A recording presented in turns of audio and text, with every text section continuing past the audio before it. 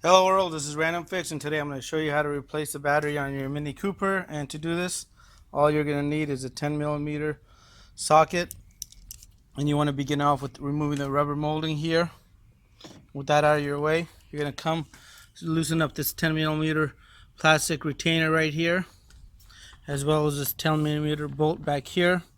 I've already loosened it up just to show you guys a little faster.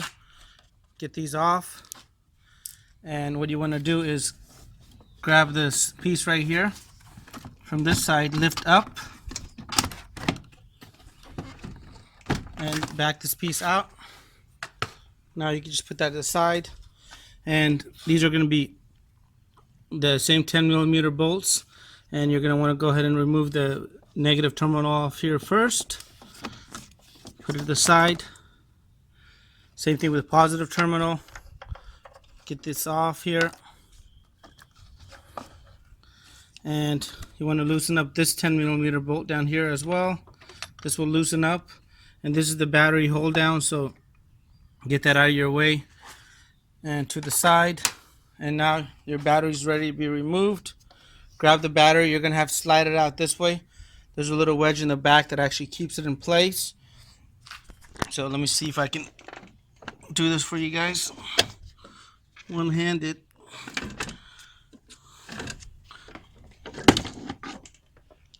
There you go. Battery's out completely, and there was a little tiny vent on the side of the battery that just pops in and out. I'd already gone ahead and removed it.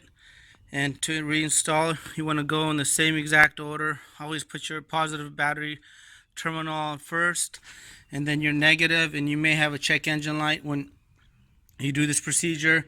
And this is a 2011, but on some of the newer Mini Coopers, they start actually having an IBS sensor incorporated into here.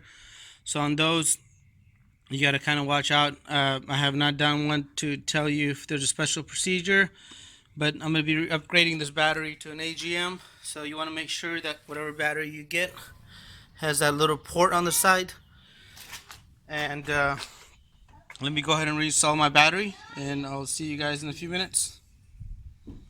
Alright, so when you're done, make sure you put everything back in place, including the little weather stripping that they have right here. This just slides back into place like that.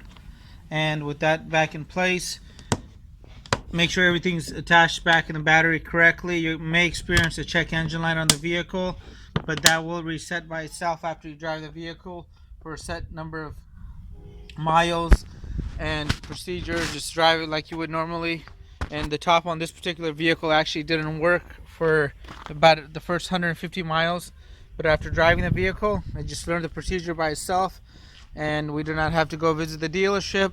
But I really hope the video helped you guys out. If it's the first time visiting the channel, please consider subscribing for more time and money saving videos just like this, and give the video a thumbs up if it did help you out. Have a great day. If you guys have any comments, hit the subscribe button, and I really appreciate your continued support.